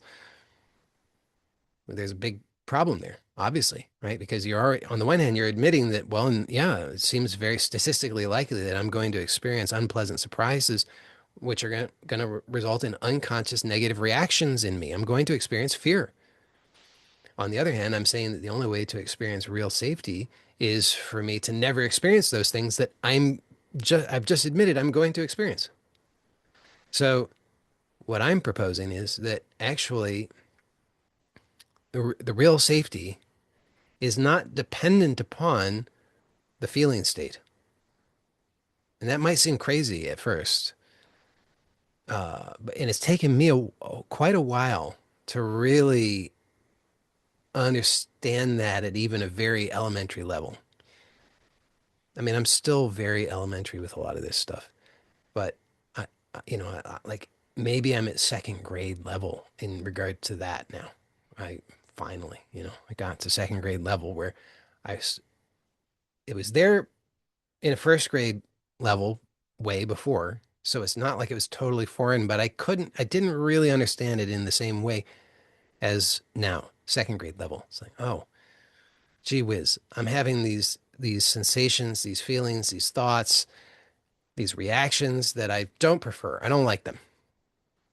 But actually, it's not the end of the world.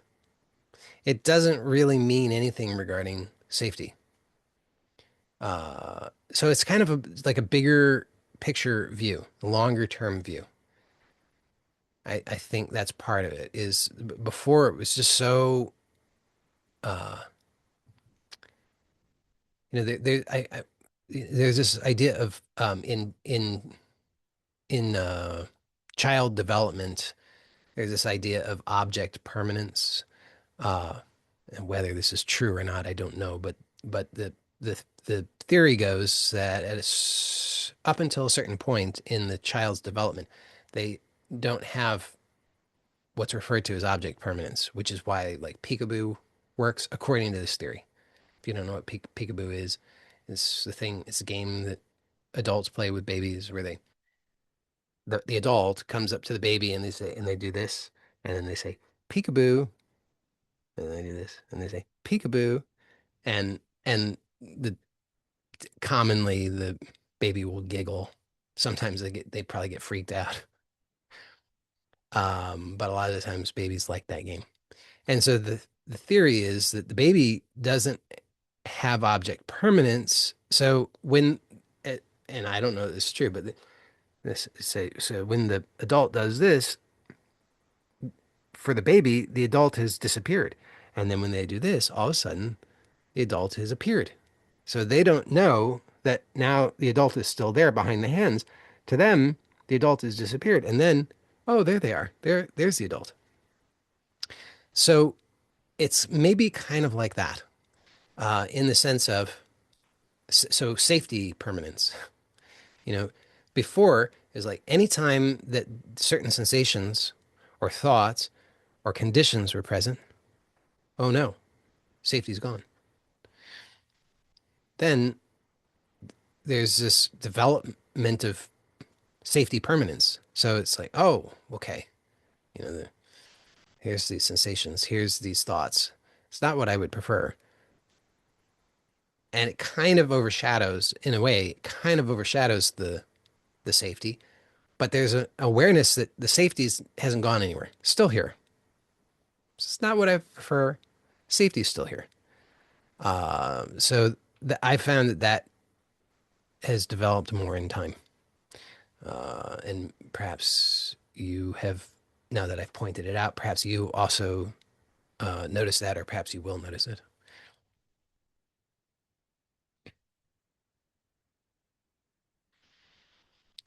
All right. Somebody says, also, is this idea of dream life very illusory? When I am asked to figure my real desires, it's always general, and in cases that it is specific, I feel like I don't know enough to know what I truly want. In other words, I feel silly about wanting what I want, even though that's promoted to have real goals. Any advice, please? Yeah. So probably, I mean, my own experience has been that as a, I've already described some of to some uh, in some detail today, some of my own uh, past habits of thinking and perception.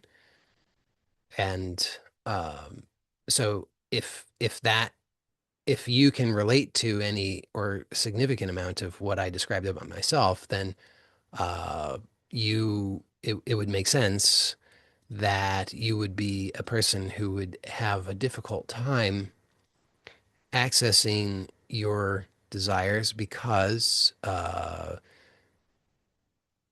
wanting something and expressing that is equated with being unsafe for a certain kind of person, I'll say, a certain condition, a certain kind of programming.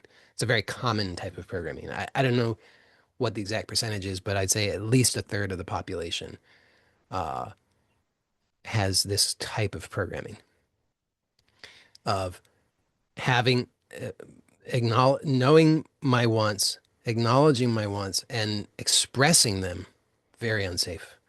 And so, for that type of person or a person with that kind of conditioning, then the habit is to suppress, usually. And so, what often happens for a person with that kind of conditioning is they say, "Well, I don't even know what I want," or kind of what you're describing. It's like, "Well, I kind of have some general sense, but it's kind of hard to pin it down, or it all kind of seems a little silly, or I don't really know. I mean, it seems, do I really want that? Is it really worth it? It seems like, is that really going to be fulfilling?" And so, for a person with that kind of conditioning, then there's a particular challenge in that, and it's also a great opportunity because uh, that's a, a big part of the transformation process in regard to that particular kind of conditioning, in order to live from a greater sense of wholeness, peace, fulfillment, is comes through doing the work to really acknowledge what you want, even if it seems silly, and to risk it. So I recommend, and this won't come as a surprise, I don't think, because you've probably heard me say this so many times, but I highly recommend making it a daily habit of asking yourself, what do I really want? And just writing whatever comes up without censoring it. And you don't have to act on any of it. You're free to act on it, but you don't have to. And I point that out because oftentimes we will censor ourselves, not even realizing that we're doing it, but we will nonetheless be censoring ourselves because we're afraid to even acknowledge it is too dangerous. Because if I acknowledge it, then I have to do something with it, and it's just not true. You don't have to do anything with it. You you have permission from me, and not that you need any permission from me, but I'll give you permission as a surrogate for life, just to let you know that you are free to listen to whatever comes up, write it down, acknowledge it, and you don't have to act on it. That's okay. Again, you are free to act on it, and but you don't have to. You're not obligated to do so. So I really encourage this exercise because I think it's enormously valuable. It's so simple, and I think that's why a lot of people don't do it because they think, "Oh, it's so simple. How's that going to help me?" Or they think, "Oh, I've tried that before. It didn't work." But it's a lifelong process. It's not like you do this once and that's it, or you do it for a week, or you what? No, you do it forever because uh, it'll continue to serve you. You'll keep getting more and more clarity as you do it. So it's normal in the beginning, especially for a person with this type of conditioning, to have this kind of response like, "Oh, I don't really know. It seems a little silly. I'm not even sure about any of it. It's all kind of general. What do I want? Well, I'd like to have some money. I'd like to like feel a little more comfortable. I'd like to be happy. I'd like love." You're like, okay. So that's normal, but um as you continue to work with it and develop that trust within yourself to allow yourself to access those parts of yourself that have these desires and to express that by putting it on paper without censoring, without judging, without any of that, just to accept and acknowledge. That's it. It's just say, "Oh, that's interesting," and just write it down. Uh, that will start. That will allow for more and more flow, trust. It will also support this uh, sense of inner safety. I also really recommend the breath awareness, because that's the that will really provide that foundation that will allow you to have more trust to access this information without censoring. Uh, but as you keep doing it, and it might take days, weeks, months, years, however long it takes, it will be worthwhile. You'll notice, okay, now I have more and more clarity. And sometimes you'll be pleasantly surprised. You'll think, oh, maybe I don't even want anything. And then one day something will just come to you and realize, wow, I can't believe I didn't even realize that. Because it's often like that. It's something that you knew, but you didn't know that you knew. You weren't acknowledging that you knew. And so it's like you were hiding it from yourself. But once you realize it, you realize, well, you weren't hiding it all that well. But you didn't know. So I guess you were hiding it sort of well. Um, but it usually doesn't come as some huge surprise. I mean, it might. It usually won't. Um, but that's the main thing. I would say, just show up every day. Give yourself at least a few minutes. You don't have to take a long time with it. Um, and making it sustainable is what's really important because you need to show up every day to develop that relationship with those parts of you, to develop that inner trust in in the process, and to know that it's safe for you to access that knowledge and acknowledge it. So that's what I recommend. And when you say that's promoted to have real goals, I mean, what is, question, what does it mean to have a real goal? So your true desires are whatever is true for you, and you can't measure that against any other standard. Doesn't Nobody else can know what's true or real for you. Only you can. So forget about what other people say. I mean, like sometimes it can be useful to a point. I mean, hopefully you find what I share to be useful. But I'm not going to tell you, I hope, I'm not going to tell you you should want things of this sort, because how would I know? But I would say that don't shy away from material manifest things. Don't, so be open to that. Be curious about that. But those material goals don't need to be what other people think they should be. It doesn't have to be at all. It's what's true for you. But typically I mean, I would say probably always there is some manifest outward expression, i.e. a goal connected to every desire. So I recommend being open to that. And one way that you can do that is if what comes up for you are certain values that you're wanting to fulfill, like you say, what I want is love or I want connection, then you could say, great. So write it down, acknowledge, okay, I want love and connection. Awesome. And then you could ask yourself, when I'm experiencing that love and connection that I want, how would I express? What would that look like in my life? And just notice what comes up and write it down. Again, you're not obligated to act on any of it, but it's helpful to allow yourself to get clarity about some of it, even if what comes up isn't exactly quite right. That's why I'm saying you don't have to act on any of it. Just trust, be willing to write without judgment. I mean, because some of the stuff that comes up might seem crazy. It might even be crazy. That's okay. That's just part of the process.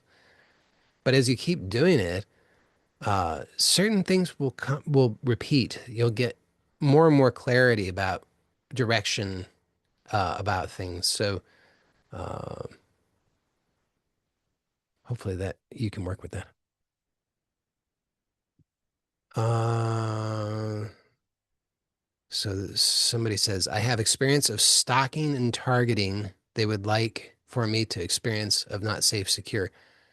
Uh, that is live paranoid, traced, change more in choice, safety, security, love. So you're saying so that you've been stalked, I think is what you mean. You've been stalked and targeted by some people.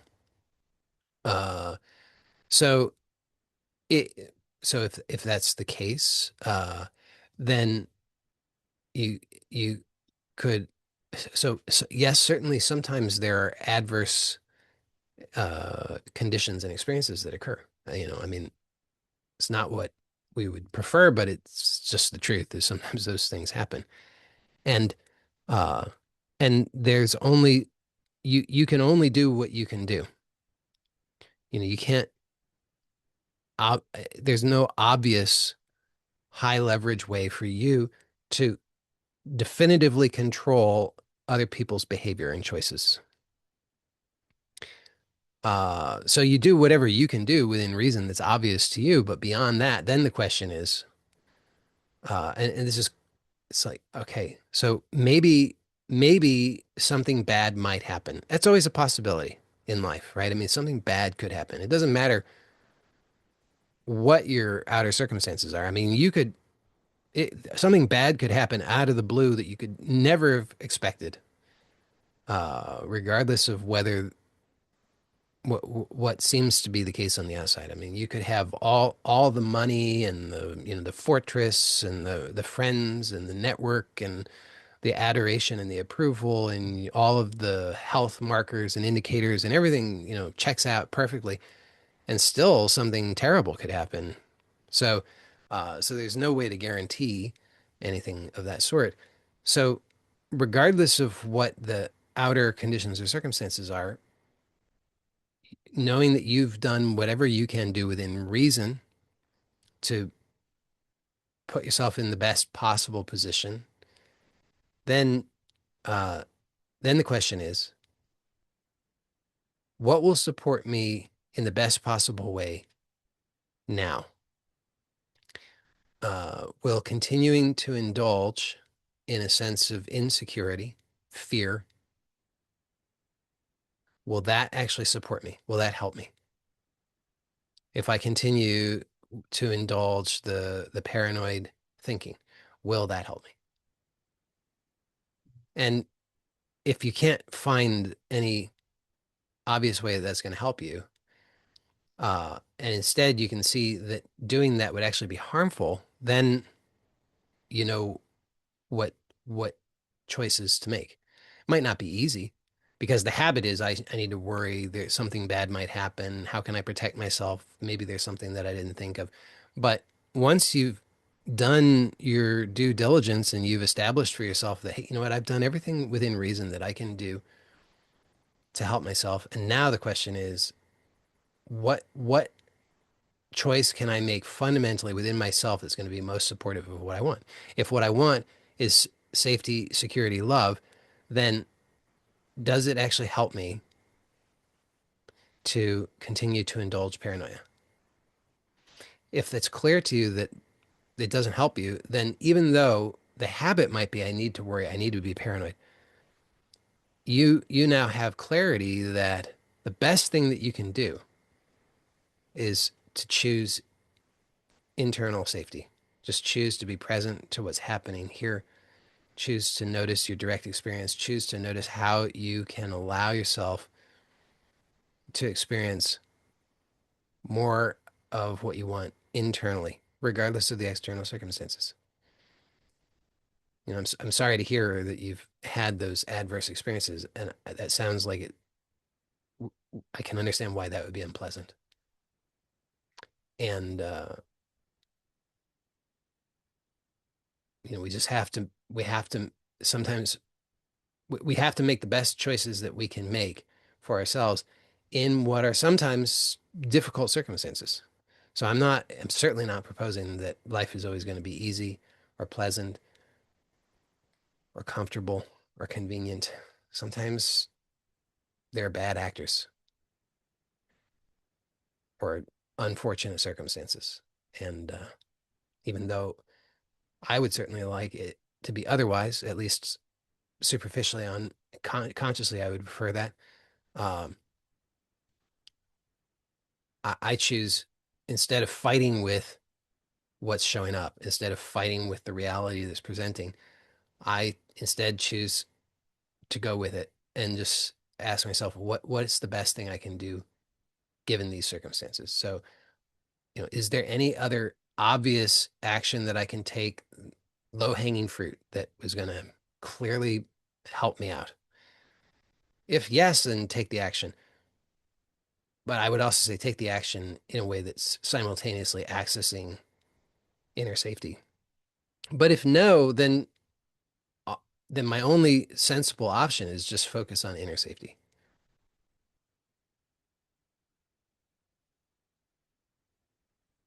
Somebody here says, sometimes when I do guided meditations or visualizations about best case scenario outcomes, there is some resistance in allowing myself to believe that it will come true or even experiencing it? What can I do when that comes up? Uh, so you can approach that uh, many different ways. So, and any of them can work. So the main thing is, so there's this resistance, and that resistance has an emotional charge to it. And what maintains that emotional charge is your reactivity to it. So, in other words, the tension that you react to it with. So, as long as you continue to indulge the habit, then that continues to strengthen. So there's more and more resistance. So anything that will release the resistance to the resistance will resolve that. So one way to approach that would be through identifying the limiting belief and releasing that limiting belief. And there are a lot of different processes you could use for that, uh, which I'm not sure the, the the name here is a common first name, so I'm not sure if this is a person who I know and or not. But if it is, you might have familiarity with some of the processes that I've recommended for releasing limiting beliefs. So you could use any of those, or you could just keep it really, really simple and just notice, okay, there's resistance. If I and then just observe what is the how are you resisting the resistance? So there's you're holding tension in reaction to the resistance. And I think it's really helpful to acknowledge that the resistance is there with a positive intention. So don't try and make it the enemy. Don't fight against it. Don't try to get rid of it, but rather um, just acknowledge that it has a positive intention and you're you're ready to find even better ways of achieving whatever that is. And so with that in mind, with that kind of compassionate, uh, harmonious approach, a welcoming approach, instead of trying to fight with it and get rid of it, instead just what you can do is just notice, okay, how am I holding unnecessary tension? Could I allow myself to soften some of that? So, and then just keep gently provoking that resistance by imagining your best case scenario, noticing the resistance, and then softening whatever tension comes up as resistance to the resistance. And as you repeat that, you probably will find, if you're doing it in the spirit that I've just described, that the resistance decreases. And you'll probably at some point notice a shift where you start to actually have new insights uh, about new ways you could approach things that might give you better results in regard to your best case scenario.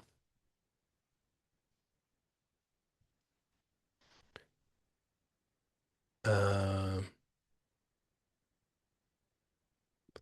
so the person who asked about targeting and stalking says internal cure for this. I could not listen to your answer.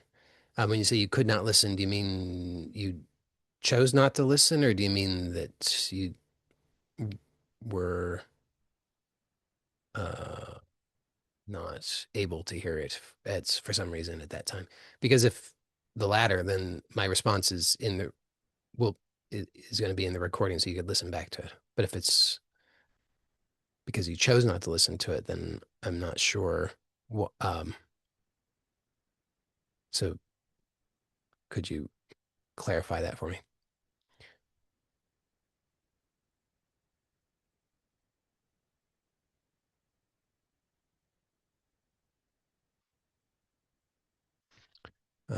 Okay, somebody here says, when it comes to desiring money, how do you know if your goal is driven from fear or if it's my true desire? I can imagine a specific amount I'd want, which I came up with by doing some calculations, but I have no actual way of knowing if that amount is right for me. Uh, Well, so it sounds so if you do the calculations, it sounds like I mean the calculations were based on something that you're trying to achieve. Uh, I assume.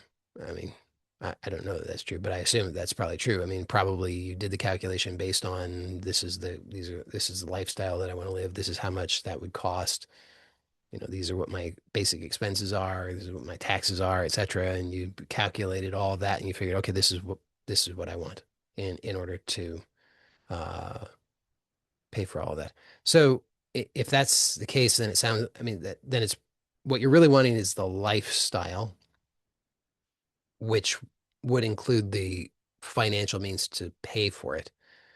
So my recommendation would be then that's the whole goal. It's not just money. I mean, because and it's always that's always I don't know about always. It's usually almost always the case with money. It's like what good is money going to do you? You're not going to eat the money. You're not going to really do anything with the money directly. You're not going the money is a means to something. So it's usually, I think, helpful to connect money desire with the outcome that you're wanting to produce through the money, which sounds like you've probably done, but I would recommend that you actually uh, consciously connect that up. So write it all out. I want this much money in order to provide for this specific lifestyle and itemize that to whatever degree is appropriate. Then my recommendation would be work with that intention. And you'll get more clarity and refinement with that as you continue to work with it. So you just notice as you think about that, imagine that, is that what you want? And just notice what comes up, because what will come up would be one of two things, and they're kind of the same thing in a way. Might be some just further obvious clarifications like, oh, well, that's kind of close, but it's not exactly what I actually want is this other thing, right? So maybe you're thinking, I don't suppose this is actually true of you, but it might be. But just to use a kind of over the top example, maybe you think uh, what I want is to have 5 Lamborghinis, and of course, in order to have the 5 Lamborghinis, I'm going to need the garage to house them. So I need the garage, and it's got to be a heated garage, and uh, I need the house to go along with the 5 Ferraris, so it's got to be a really fancy house, and on and on, right? So maybe you've done that, and that's what you're thinking you want, and you determine, well, in order to afford all of that, I'm going to need like you know $18 million the first year, and then just to pay taxes on all this stuff, I'm going to need another, at least minimum of $5 million a year ongoing. So you've written all that out, and then when you revisit that, maybe each time you imagine it, you get some more clarity, and maybe you're like, you know, actually, I don't really want 5 Lamborghinis. That's just ridiculous. One would be sufficient, and then maybe another more practical car. Uh, and and that being the case, I don't need that big of a garage, and that being the case, I'm like, why do I really want a house that big? That's just too much. It wouldn't really be that nice. It'd be too much maintenance, and so as you continue to imagine it, then you get more clarity just directly about what you're actually wanting. Okay, so that's one thing, and then another along with that, and in a way, it's the same thing, but uh, you certain objections might come up.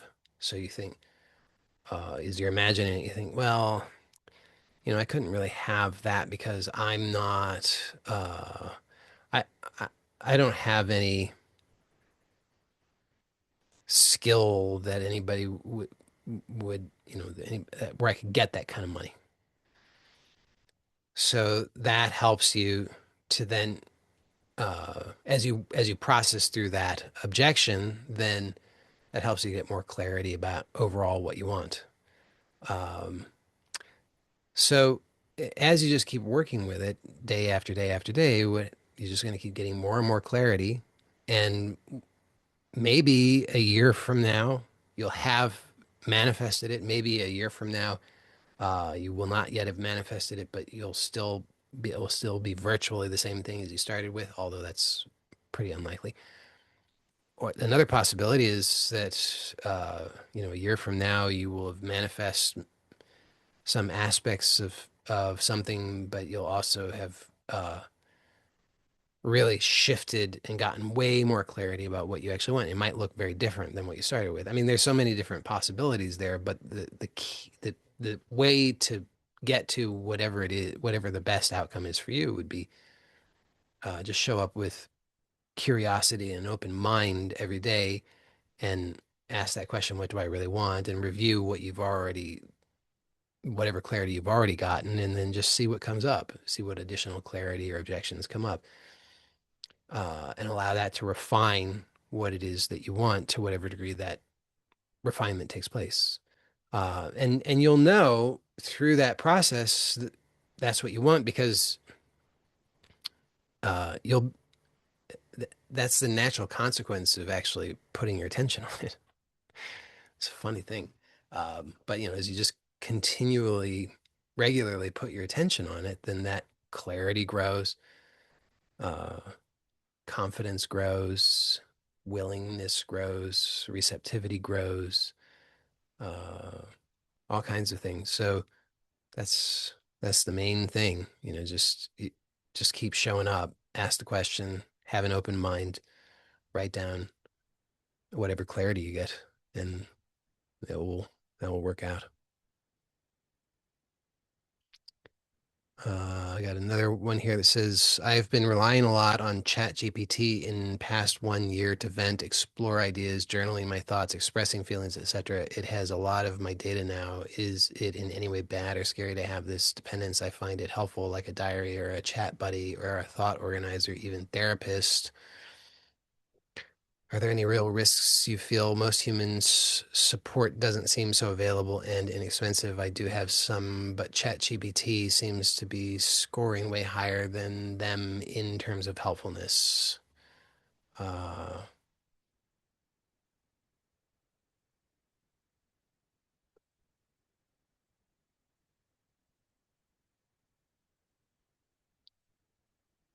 so I want to admit to you my personal bias.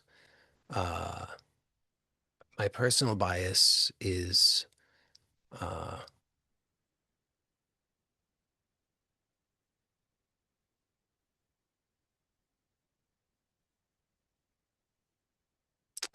I I I I personally do not like those forms of AI. I'm not sure what that category is called, but the Chat GPT and Claude and those sort of things. Uh, so I'm personally biased against them. Um, and as such, I do have a tendency to see the negatives and to not see the positives so easily. With that said, I do think that and again, I've admitted my bias, but I do think that there are some uh, legitimate dangers and negative consequences of utilizing those types of AI, particularly as a therapist or a friend, but also in terms of pretty much every other way, because it, in part because of some of the things that you described. Um, so you say most human support doesn't seem so available and inexpensive. I do have some, but ChatGPT seems to be scoring way higher than them in terms of helpfulness. So uh, it the availability of those AIs, um, is training those people who rely on them to have an expectation of that kind of availability. And this is a trend that's been happening over, I don't know how old you are, but I think anybody who's at least my age or older uh, can, if you reflect back your on your past experience, you'll probably be able to recognize this trend because uh, in 20, I mean, when I was a child, uh, when I was a young child, we did not have an answering machine. That was not a thing. I mean, it probably existed, but it was not commonplace. So we had a telephone. I don't, I didn't like grow up in a cave or anything like that. We had a telephone. Um, but we had there was one telephone in the house and no answering machine. So when the phone and no caller ID, so when the phone rang, either picked it up or you didn't. You answered the phone or you didn't. And you had no idea who was on the other line.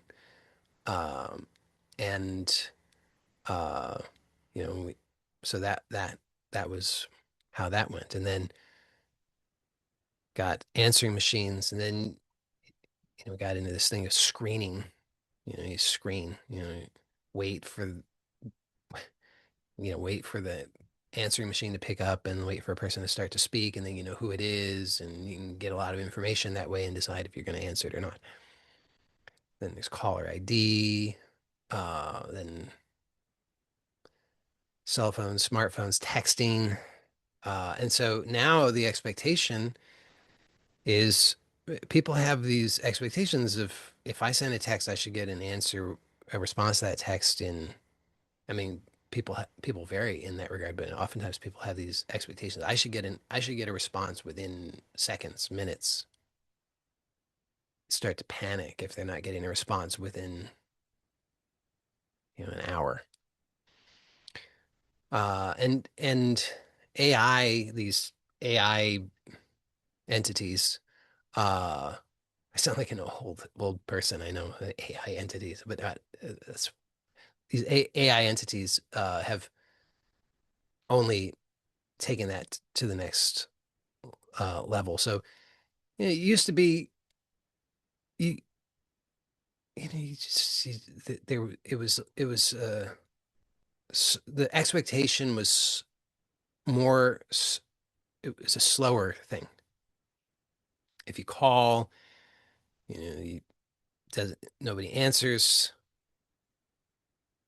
Oh well, try again or not. You might not get a hold of the person until the next day. I don't know. Or next week. Um, but now it's like, instantaneous. So it trains people to have these expectations. I personally, and again, I have this bias, but I don't think that I don't think it's healthy. I think that it actually uh, trains people to continue to place their uh, power outside of themselves. You can't really do that, but to imagine that their power is outside of themselves. To if I think it fosters insecurity and codependence, and and so, but again, I have admitted to my bias. So I mean, it's possible that I'm not seeing. It's possible I'm not seeing it in the most well-rounded way, but I think that that is an unhealthy uh, way of being trained.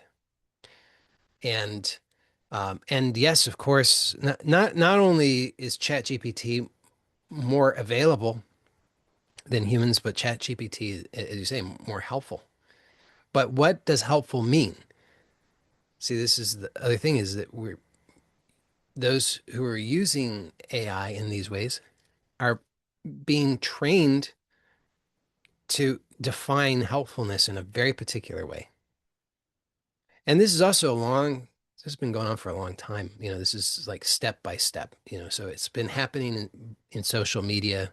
I mean, this isn't new information. I think most people know this, that social media gives you exactly what it determines that you want. It's probably not really what you want. It's almost certainly not what's good for you, but it's what you will react to in the way that social media benefits from. Keeps you on the platform, keeps you enraged, keeps you feeling insecure, keeps you feeling dependent. You feel empty when you're not using it. So, uh, so ChatGPT, all these AI agents, these entities, they take that to the next level. It's just giving you exactly what it's determined that on the surface you want. It's what you're going to respond to in the most in a very particular way. Now, is that helpful? Again, I'm biased. I don't think so. I think it's easy to perceive it that way. Uh, so I do have uh I do I do have concerns about the both the I have concerns about the uh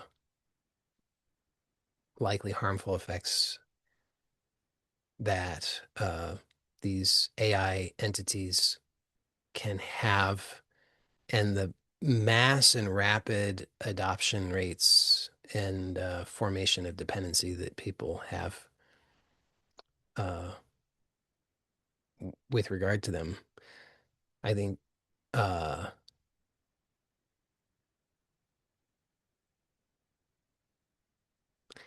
because the other thing is what they do. So I have these biases. I had the biases before I even used uh, any of the AI entities, but I decided that it wouldn't be fair for me to just have maintain those biases without actually testing out the AI entities. So I used them um, for a little while to test out, uh, find out what are they really, and if anything, they demonstrated they were worse than I thought. They give often inaccurate information, according to me. I mean, if I've asked the one of them about something that I think I know something about, uh, they I found it remarkable the rate at which they will give inaccurate, according to me, information. Sometimes uh, very inaccurate and potentially quite harmful information. So, but they're so they are so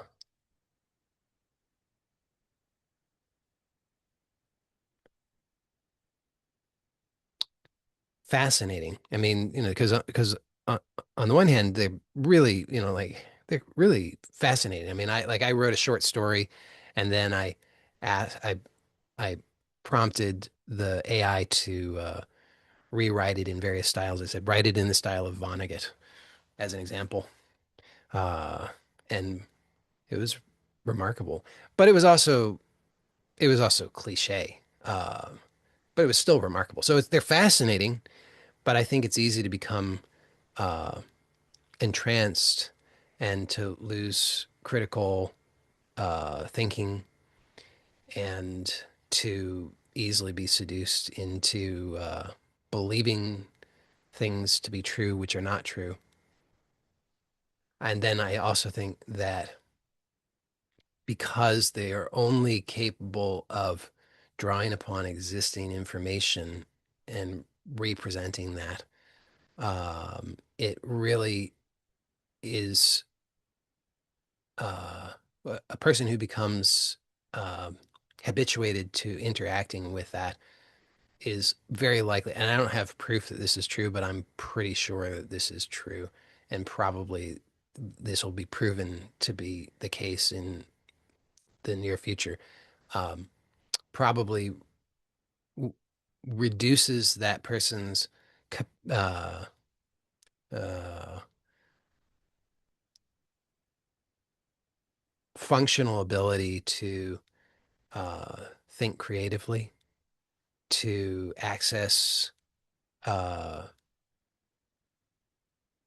out of the box solutions, to think without putting themselves into boxes and assigning labels.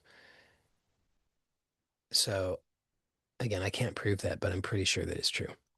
So, you asked, I'm just being honest with you about but that's my opinion. I can't know that any of that is true, but I, I do. You asked me, do I have, are there any real risks you feel? So you asked my opinion, and that's my opinion. I do think there are risks. I can't know that that's true. Personally, I choose not to use them.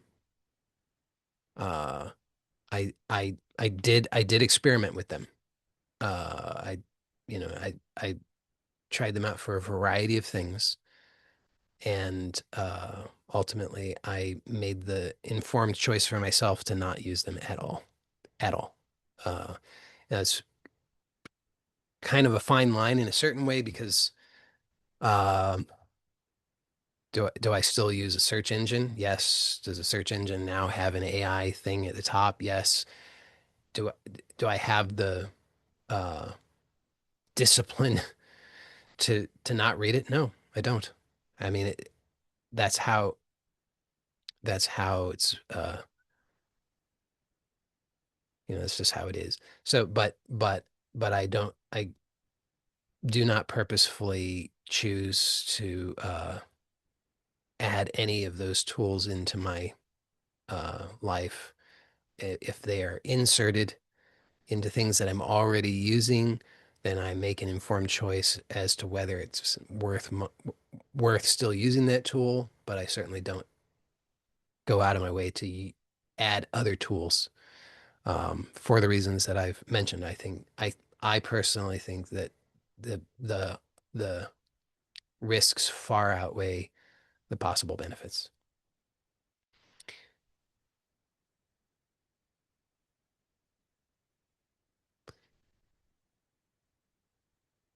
Um, the person who asked about where will the recording be? The recording will be on YouTube. It should be up later today.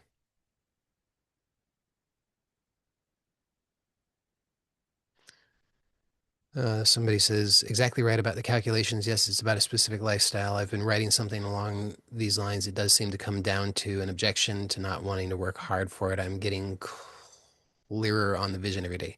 Yeah, that's great. So the objection of not wanting to work hard for it then is actually giving you more information about what you want. It's showing up as what you don't want. But just flip that around and ask yourself, well, what what do you want to do in order to achieve that? Because you have some limit or boundary there, but what do you want to do? So you don't want to work hard for it, but what does that mean? Get more, clarify that more. What do you want to do? Do you want to work? Do you want to, what kind of work do you want to do for it? How many hours do you want to do that kind of work? In what way do you want to do that work? Uh, so as you get clearer on that, write down those additional considerations, and that will help you to know, this. So what you want is this lifestyle and this money to finance that lifestyle, and to achieve that aim through these means that involve X, Y, and Z conditions. And so that just gets clearer and clearer on what you actually want.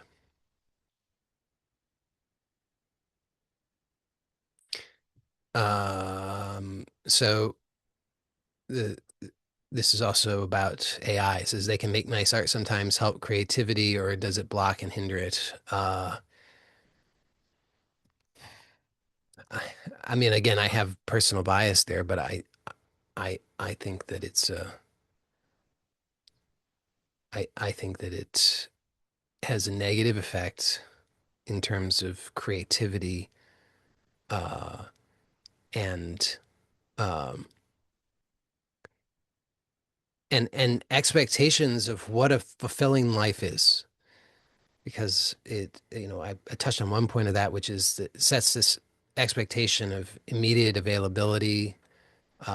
So we become dependent on external things rather than looking within ourselves and learning how to source what we're looking for within ourselves. Not to say that we should isolate ourselves. I'm laughing just because AI results in us isolating ourselves, but I'm not that I'm advocating for sourcing everything within yourself and therefore isolating yourself and saying, "Oh, I don't need anybody," but rather just to know that fundamentally what you're looking for is within yourself. So you're safe because you have that within yourself, and that actually gives you the freedom and permission to then take the risks of interacting with other people and expressing yourself creatively and so forth. Um, so yeah, I think AI like I do I think there might possibly be some uh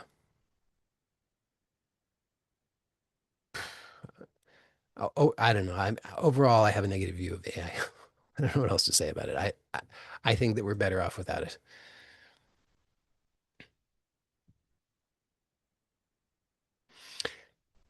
All right. I think we got through all of it. So thank you to all of you. Blessings to you all. Take care. Bye for now.